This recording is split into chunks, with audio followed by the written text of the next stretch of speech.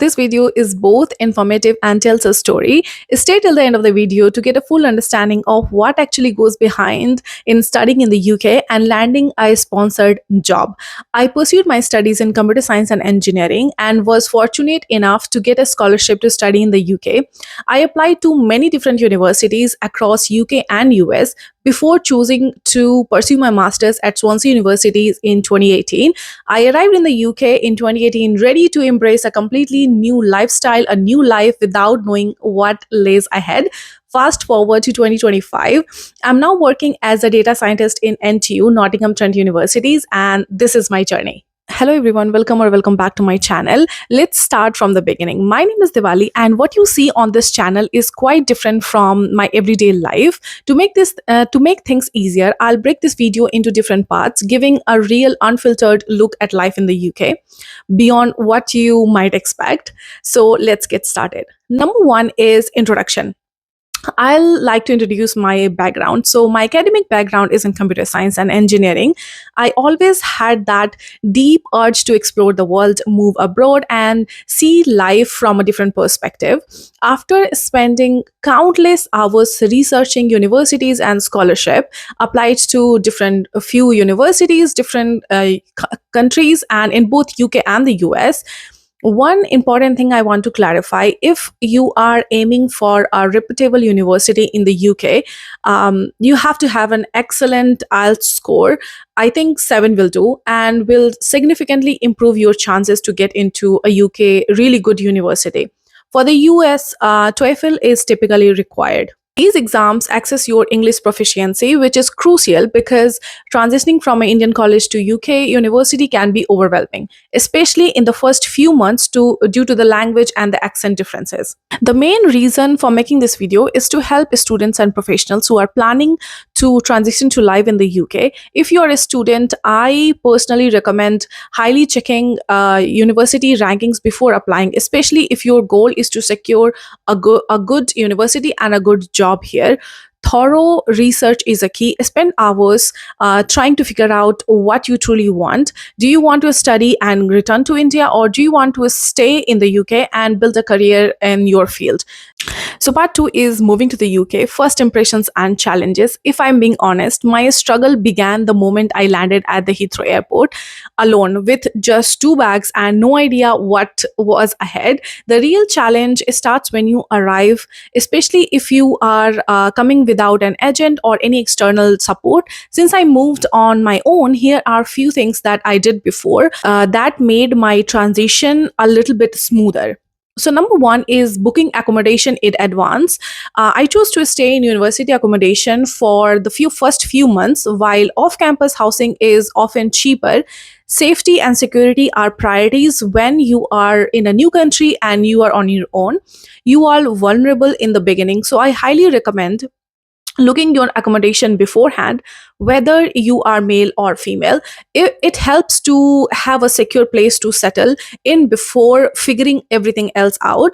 Number 2 is in carrying some food from home. I packed small packets of rice or even the dal or even Maggi, whatever you like. You might think, but I can buy these things at local supermarket. True.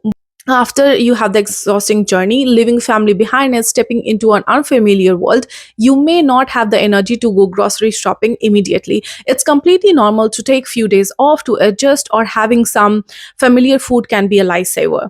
Number 3 is cultural shock. So I won't sugarcoat it. The first few months felt isolating, not just days, but let me remind you, months. The faces, the language, the environment, everything was different. Since I studied in Wales, where the Indian student population was very small, only 3 students in my course, to be honest. I felt even more out of place, and things have changed now, and you will find many Indian students across UK, but initially it can feel overwhelming. Number 4 is price shock. This one is inevitable. For the first few months, I converted every single tag into Indian rupees. Big mistake. It made me feel guilty about spending money on simple simple things that used to be cheaper back home. For example, a bag of crisp or chips can cost 20 or 30 rupees in India, might be 1 or 2 pound, which is 100, 200 in UK.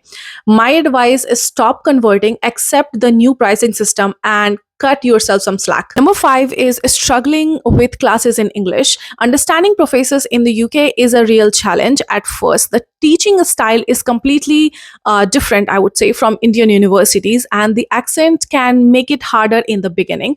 But don't worry, you will get used to it. The transition can add to the anxiety, but with time, things start making sense. It will I will talk more about the teaching differences in the next part. Number 6 is making friends. Back in India, making friends it was effortless, the vibes matched, and the socializing felt natural. But in the UK, it's different reality. No one talks about it, and but making friends here is not as easy. If you are lucky, you will have great connections. You will find new friends, but if not, you will learn to enjoy in your company and keep moving forward, and that's okay too, to be honest. This is just the start. Adjusting to life in the UK comes with its ups and downs, and with time, patience, and a little bit of preparation, things do get better. Number 3 is studying in the UK versus India. It's a harsh reality, but growing up in India, we often have this experience of way more guided approach to education. Professors are deeply involved, offering constant support, spending extra hours with the student, and making sure that you understand every single concept. In UK, however, it's completely different. You are on your own. Here, independent learning is the norm, and you will be relying on self-study, online resources, even YouTube, and research to complete your assignments. If you need help from professors, you can't just walk in. You have to make a schedule appointment, and then you can go and talk to the professors. UK universities focus on making a student self-sufficient, and which can be challenging at first, but ultimately helps you grow. I'm grateful for both the experiences, both in India and UK. India taught me discipline, while UK taught me independence. Another major difference is class schedules. In India, we are used to attending lectures daily, whether in a school or college. In UK, classes are fewer, and the focus is more on research-based learning, group assignments, and practical applications rather than frequent exams. If you pursue advanced computer science, you will work on real-world problems, applying your knowledge in hands-on way, and no one will remind you to study and or you complete your work or assignment. You have to push yourself. Adapting to this self-driven learning style is crucial, and it's crucial for your success in the UK education system. Part 4 is adjusting to the life in the UK. This is a tough one. The feeling of being an outsider never truly disappears. It fades over time, but it never completely goes away. There will be a moments when you feel out of place, but this experience will always push you to build your own network and connections. Social life in the UK is great, no doubt, but it's important to know your limits. Many students who come to UK get overly excited and eager to blend into new culture, and in here party scene is huge, and while it may seem fun, it's also one of the biggest distractions that can derail Indian students from their studies. When I completed my masters in 2020, the post-study work visa, which is PSW, wasn't an option. So I had only few months to secure a job, which made me highly focused and dedicated. Now with the PSW visa offering 2 years to find employment, many students feel they have enough or plenty of time, but that false sense of security, this can make the job search even chaotic and stressful in the long run. From my personal experience, I never allowed myself that kind of comfort. I knew that I had only few months, and I treated it as the last chance. The thought of returning to India without securing a job was also stressful, something I couldn't accept, and that's why I always tell students, start planning and focusing on your career from the moment you land in the UK. Next is cost of living and managing expenses. Living cost in the UK UK are high, so knowing where to cut back is crucial. You might see people constantly shopping for clothes, luxury handbags, and partying every weekend. Clothes, I'm guilty as well, but those expenses add up. Prioritize spending on good accommodation in a safe environment and maintaining a healthy diet. Taking care of your health while living alone is extremely important. For groceries, I would say Tesco was my go-to store, but also you have plenty other Indian supermarkets with a local council which can help you feel more at home. Now, talking about part-time jobs, are they easy to find? So the most frequent asked question is, are there enough part-time jobs? The answer is it's not that easy, but having the right connections makes it simpler. I remember when my best friend and I were searching for part-time jobs. I studied at Bay Campus and she was at Singleton. We met through a common friend and we became each other's support system. I still remember printing out dozens of resumes and handing them out in person just to secure a part-time job. While studying full-time, balancing part-time work isn't easy. I worked as a part-time administrative assistant at the university for a few months. Some students, out of desperation or necessity, take up jobs in malls, supermarkets, or food chains, and the problem is many of them continue in these roles for years. I have personally met students who told me at the end of their studies that they couldn't find a job or secure a job in their field and had no choice but to return to India. So I would say that's why it's crucial to understand that working in an unrelated field won't help you get a secured or sponsored job. While doing part-time work, always keep applying for a full-time job in your area, and if you need details or guidance, just drop down a comment and I will happy to help you with the site or anything you want. Part 5 is career growth and transition from student to professional. Landing your first job in UK is never easy. It's one of the most exhausting and challenging transitions. However, with dedication and constant effort for a few months, it is achievable. I pursued my master's in advanced computer science and started applying jobs in my field in my first semester, or maybe second semester. But very early. If you ask me how many jobs I applied, I genuinely lost count, probably hundreds. At the first time, I also applied for PhD in Germany and through the DAD scholarship, which provides a stipend. However, I was fortunate to secure my first sponsored job at Warwick University in mobile application development. Given the opportunity, I chose to work rather than pursue a PhD.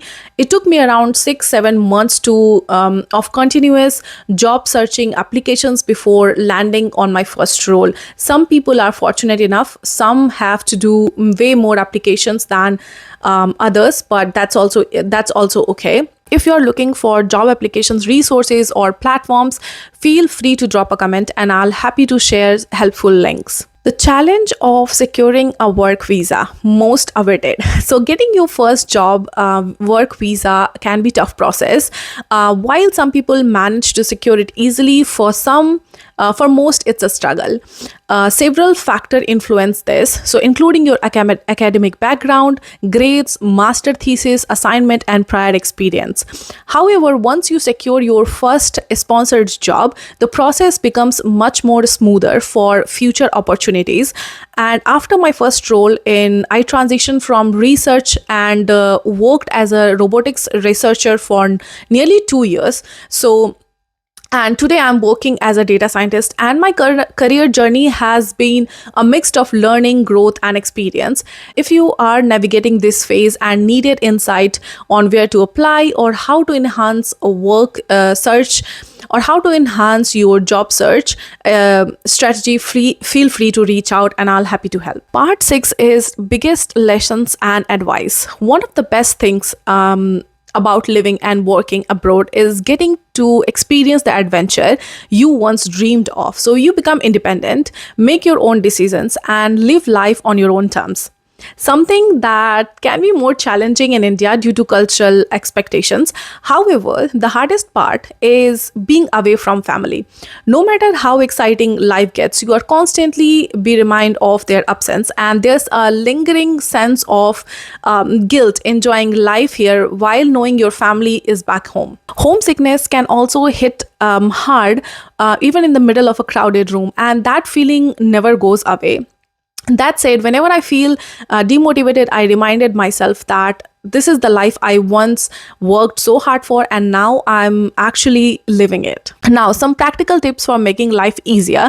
Number one is understanding grocery prices. In the first few months, explore different supermarkets to compare price and quality. Finding the best options will help you to manage your budget effectively. Second is bringing essentials from India. Whenever you visit home, bring back things that are rare or expensive in the UK. Homemade pickles, favorite snack, chai leaves, or even traditional outfits. Tailoring is very costly in UK, so it's better to get alterations done back in India. Next is navigating the job market. The competition is intense, especially if you lack prior industry experience. Securing the first job takes persistence and constant resume submissions and preparing for multiple interviews. It's a process, but staying determined will get you there. Next one is dealing with homesickness. Cooking familiar food help. If you already know how to cook, you will manage just fine. At some time, you will realize that the line saying that the grass looks greener on the other side is true, but you also come to love the journey. The ups and downs will shape you into a stronger, more independent version of yourself. Despite the struggle, doubts, and moments of insecurity, I truly cherish the life that I have built here. I would not trade it for anything. If you have any questions about studying, finding job, or life abroad, drop them in the comment. I will do my best to give you honest answers. And until then, keep smiling, stay confident, and subscribe for more. And I'll see you in the next one. Bye bye.